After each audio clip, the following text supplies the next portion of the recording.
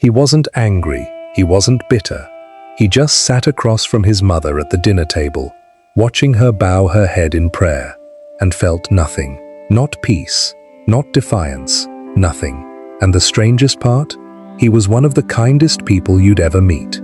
He gave to charity. He cried at funerals. He sat up through the night with friends who had nowhere else to turn. But he didn't believe in God. And everyone around him kept asking the same question: why? Here's what they didn't understand, and what most people never think to ask: what is actually going on inside the mind of someone who stops believing? His name was Daniel. Grew up in a religious home, church every Sunday, Bible verses on the wall, and for the first 20 years of his life, he believed, genuinely believed, every word. Then his father got sick, and Daniel prayed harder than he ever had. He got on his knees in the dark. He made promises he intended to keep. He fasted until his hands shook. He begged with everything inside him. His father died anyway. Daniel didn't rage at God that night. He didn't throw anything. He didn't make a declaration. He just went quiet. And somewhere deep in that quiet, the belief didn't break. It dissolved, slowly. The way something disappears when you realize it was never solid to begin with. He didn't choose to stop believing the way you choose a different road. It happened the way exhaustion happens, gradually, and then all at once.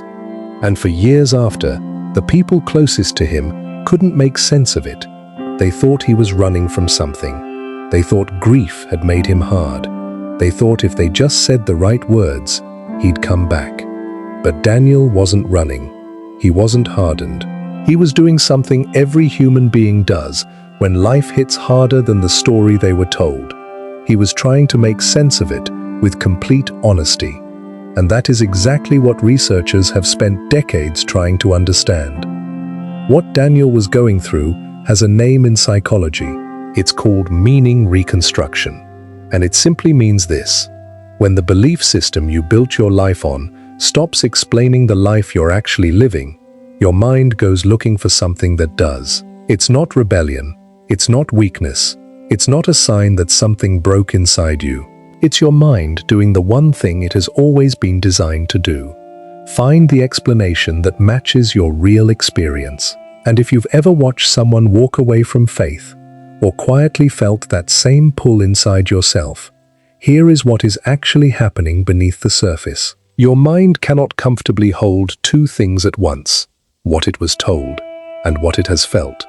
When those two things collide with enough force, the mind does not collapse. It reorganizes. It goes searching. It reaches for new ways to understand suffering, to understand who you are, and to understand why any of this matters. Daniel didn't wake up one morning and decide to become an atheist. He spent years carrying the collision between what he had been taught and what he had lived through. And after all that searching, atheism wasn't a departure. It was the most honest landing place his mind could find. That distinction matters more than most people realize, because it means Daniel wasn't giving up on meaning. He was refusing to settle for an explanation that no longer held. But here's what most people never realize about atheism, and it changes the entire conversation. Research in cognitive science has found something that surprises almost everyone who hears it. Atheists don't lack a need for meaning. They carry the same deep longing for purpose, for connection, for something that feels bigger than themselves, that every human being carries. The difference isn't the hunger, it's where they go to feed it. A major study out of the University of Tennessee looked closely at atheists across different backgrounds and walks of life. What they found didn't match the stereotype most people hold. Many of the people in that study scored higher on empathy than average. Many described feeling overwhelming awe, standing at the edge of the ocean, hearing a piece of music that hits without warning, watching someone they love sleep peacefully. Their inner world wasn't cold, it wasn't hollow, it was full, just organized around different things. Daniel was exactly that kind of person. He still felt wonder. He still felt gratitude. He still felt the weight of being alive in a way that moved him. He just no longer had a word for who he was directing those feelings toward. And here is the thing that cuts even deeper. An atheist who has never asked himself why he doesn't believe is living just as unexamined a life as a believer who has never asked himself why he does. The unconscious life doesn't belong to one side of that line.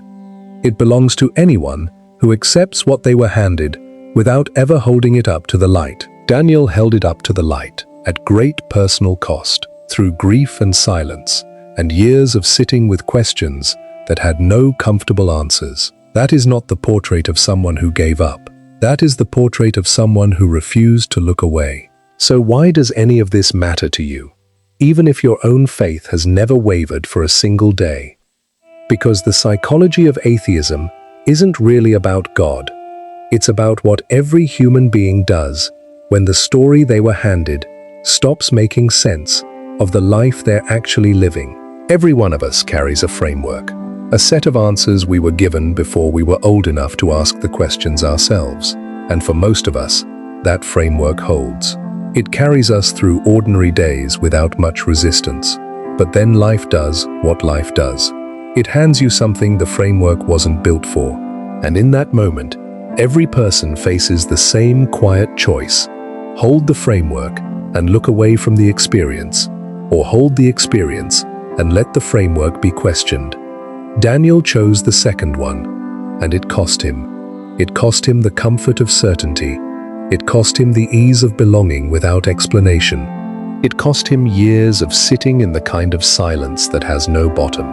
But what he found on the other side of that silence was real. He found meaning in philosophy, in the old human questions that have outlasted every era. He found it in science, in the staggering complexity of a world that exists without anyone asking it to. He found it most of all in the faces of the people he loved, in the weight of being responsible for someone else's happiness, in the ordinary, unremarkable moments that somehow carried everything. He didn't walk away from his old life empty. He traded the certainty he inherited for the honesty he earned. And if you understand what that cost him, you understand why, for Daniel, that was the only trade worth making. That is not a psychology of emptiness. That is a psychology of someone who kept searching when stopping would have been so much easier. And that kind of searching, in any direction, toward any truth, is one of the most deeply human things there is. So back to the question from the very beginning.